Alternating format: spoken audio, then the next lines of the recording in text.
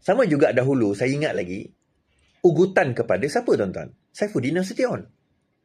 Kalau tuan-tuan ingat, 3 orang pegawai Saifuddin Nasution. Johari Kasim, Madi dengan seorang lagi. Orang tak tahu tapi saya tahu 3 orang ni. Didakwa menerima rasuah, melibatkan kad pengenalan. Melibatkan kad pengenalan. Dikatakan mereka bertiga lah. Benda ni is open secret pun. Benda itu, tangkapan itu berlaku. Kalau korang tengok tarikh dia, I think beberapa minggu atau sebulan macam tu, atau mungkin tak lama lah, sebelum tempoh pemilihan parti. Semasa itu, Saifuddin memang beria-ia, berura-ura nak bertanding pemilihan parti. Dia pergi keluar, dia jumpa dengan ketua-ketua cabang dan sebagainya, kempen. Beberapa bulan, I think 6 months before pemilihan parti diketahui pun, dia dah mula berkempen untuk undi dia sebagai timbalan ketua cabang, timbalan presiden.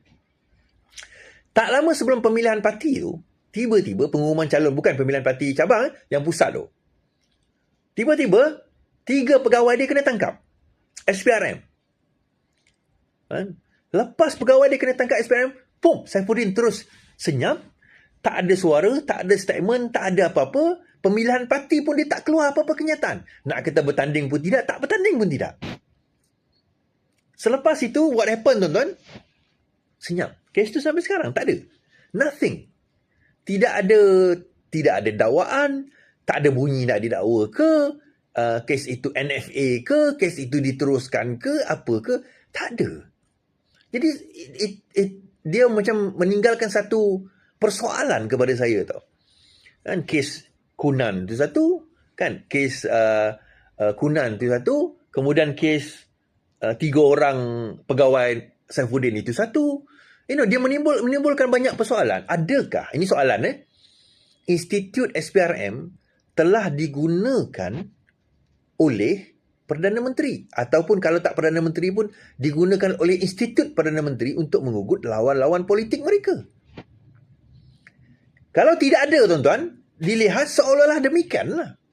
Dilihat seolah-olah demikian. Mungkin tak ada, tapi seolah-olah dilihat begitu keadaan dia. Jadi kita dulu, kan, bak kata ada orang yang komen kan, berguling-guling di jalan raya untuk menentang Mahathir kerana kezaliman dia menggunakan institut menggunakan institut perundangan untuk tujuan mengekalkan kuasa. Are we now going towards the same direction? Adakah kita sekarang ini menuju ke direction yang sama? Kita juga telah menggunakan kuasa kita demi untuk mengugut rakyat yang bercakap tentang kita ataupun lawan-lawan politik kita. Sebab itulah kenapa pentingnya pengasingan kuasa. Perdana Menteri 2 penggal, saya setuju. Walaupun PAS tak setuju, dia kata, Sanusi kata, kalau Perdana Menteri pun tu bagus, 10 penggal pun tak apa. Sebab PAS ni memang tak ada modal nak cakap. Betul lah Rafizi cakap semalam tu, PAS memang tak ada modal nak cakap apa. Dia sebenarnya benda tu bagus. Perdana Menteri ni kena 2 penggal tuan-tuan. Ini 1 penggal pun jadi macam ni, bayangkan kalau 2 penggal. Kan? Bayangkan kalau 2 penggal. Bayangkan kalau 10 penggal. Betapa korupnya dia boleh jadi. Manusia je macam tu lah tuan-tuan. Dia as time goes by, kan, bukanlah semua manusia tu akan korup, tetapi 98% manusia tu akan korup dengan kuasa. 98%. Dia adalah yang 2% exception tu. Yang baik, yang tak akan korup semua. Ada. Tapi nak jumpa itu amatlah susah. Amatlah susah. Sebab itulah tuan-tuan, kalau kita nak bawa, saya setuju juga 2 penggal tu, saya setuju. Saya tak ada masalah kalau dikekalkan 2 penggal. Tetapi dengan sisa-sisa kaedah pentadbiran Mahathir dan sebagainya yang ada sekarang ini, kita dapat lihat bagaimana dia digunakan. KPSPRM masih dilantik oleh Perdana Menteri. So, sisa-sisa itu masih digunakan untuk menyekat dan menekan orang-orang politik. Dan orang-orang politik, lawan-lawan politik dan sebagainya. Saya tak setuju Fahmi Reza ditahan di bawah ISA, tuan-tuan. Di bawah Akta Hasutan. Saya tak setuju. Yelah, ada benda saya tak setuju dengan dia. Tetapi, dalam masa yang sama, kita kena faham bahawa dalam kritikan dia, kita jawab kritikan dia. Bukan kita kenakan dia di bawah Akta Hasutan. Kan? Kita kenakan di bawah Akta Hasutan. Dan itu membawa saya kepada poin saya berkenaan dengan Rafizi. Soalan saya, Saya nak cakap tentang beberapa perkara ni. Satu tentang, yalah malam tadi, malam Jumaat, malam tadi lah, Rafizi ada buat dia punya live podcast dia kan, macam biasalah. Dan ada beberapa perkara yang disebut tu menarik bagi saya lah, terutama tentang isu reformasi. Itu isu reformasi. Yang kedua, persoalan adakah Rafizi akan dipecat atau parti tidak berani mengambil tindakan kepada Rafizi, dan kalau tidak berani mengambil tindakan, kenapa? Dan yang ketiga tentang isu lemahnya kepimpinan PKR Sarawak, sehingga ada 3 KC PKR Sarawak yang sama ada telah meletak jawatan, keluar daripada parti atau bakal keluar daripada parti.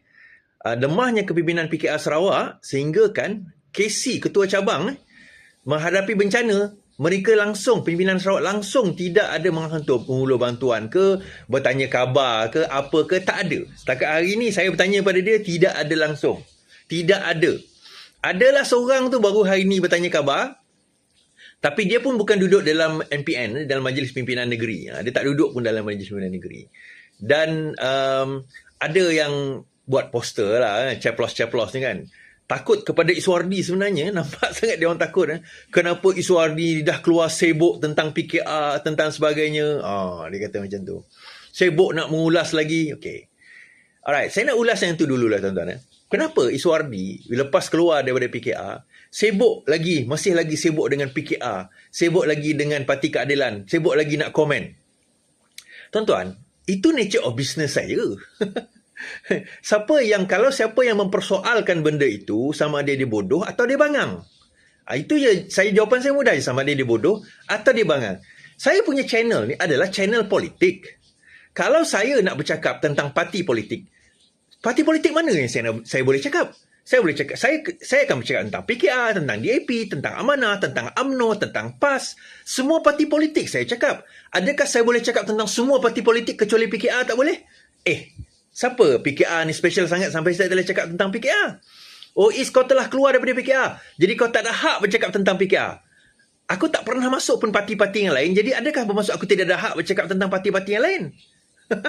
So, argument korang tu sangatlah dangkal dan sangatlah bodoh, dan sebab itulah korang jadi ceplos. Faham tak? Sebab itulah korang jadi ceplos. Sebab apa? Hanya kerana kita keluar daripada parti itu, kita tak boleh cakap tentang parti itu. Maknanya apa? Adakah sebab itu kita tak boleh cakap tentang itu kerana kita keluar? Therefore, kita tak boleh cakap tentang dia. Then, saya tak pernah join PAS, saya tak pernah join UMNO, saya tak pernah join pun parti-parti yang lain. Adakah saya tak boleh cakap tentang parti yang lain hanya kerana saya tidak pernah menyertai mereka? So, logik itu tak kena, tuan-tuan. Sebenarnya, hakikatnya macam ni. Ceplos-ceplos ni saya dapat maklumat lah. Telah mendapat makian dan juga orang kata hentakan dari pimpinan atas mereka. Yelah, live Iswardi puluhan ribu tengok. Live Rafizi malam tadi saya tengok 6,000 view. Kalau saya live pun paling-paling 3,000, 4,000 view. Pukul 1 tengah malam pun 2-3,000 view. Lepas itu orang tengok 40-50,000 view. Solihin, live dia beribu-ribu view. Halim Romli, beribu-ribu view. DSA, beribu-ribu view. Sedangkan ceplos-ceplosnya kalau dia live ataupun dia buat konten, tak ada orang nak tengok, tuan-tuan. Ketua dia orang, Tok Abah sendiri, kan, merangkap KP Jacom, buat podcast 30 orang, 50 orang, 100 orang. Kalau sampai 50,000 pun sebab dia beli account, dia beli view. Bukan dia lah, maksudnya Jacom beli view. Kan? Jadi disebabkan oleh itu, dia macam ada satu kesenjangan tau. Dia macam ada satu disparity. Sebab apa? Dia macam ada satu gap yang sangat jauh. Di kalangan ceplos, mereka-mereka saitro berbayar daripada geng-geng yang kutuk Iswardi, kutuk Rafizi, kutuk-kutuk geng hero ni, kepada saitro-saitro yang tak berbayar macam kami ni. Itu beza PKR ni, tuan-tuan. Saya nak bagi tahulah. PKR sejati, Parti Keadilan Saitro, dan juga pejuang PKR yang sejati. Bila kita pejuang yang sejati, kita bercakap daripada naluri hati kita. Kita bukannya terikat dengan mana-mana orang yang membayar kita, dan juga kita bukan datang daripada perjuangan luar yang datang hanya bila dah menang. Faham tak? Mereka ni kebanyakan lah, mereka datang daripada orang luar, daripada Parti Pejuang, daripada bekas UMNO, bekas PAS. Saya tahu. Bekas PAS. Lepas bila kita dah menang, semua melompat pergi menyokong kononnya kerajaan Madani, bercakap tentang Madani dan sebagainya, membela Madani dan sebagainya. Tetapi hakikat mereka ni berbayar. Jadi, pertama mereka tak faham salo-galo perjuangan kita sebelum ini.